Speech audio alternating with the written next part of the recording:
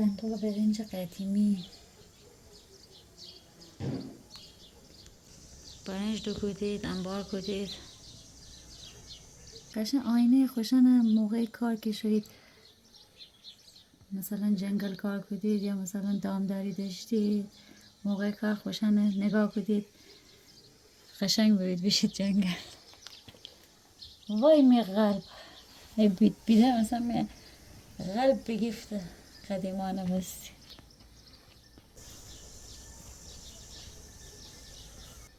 خراب بست.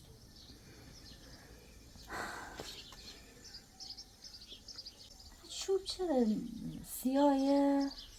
غیر بزایید مگه چطوریه؟ چرا سیاهه؟ تیره.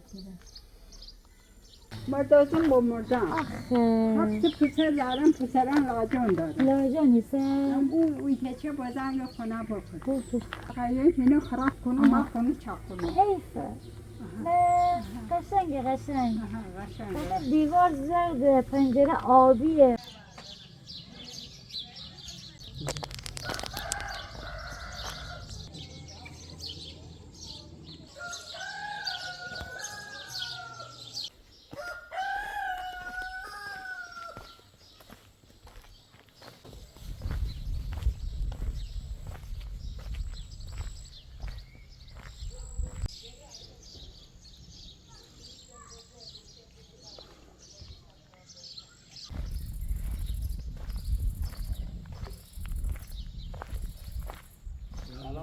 سلام.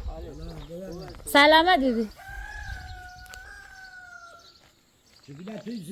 آقا با اجازه خوشحال باستی. سلامت بیبی سرف واسته.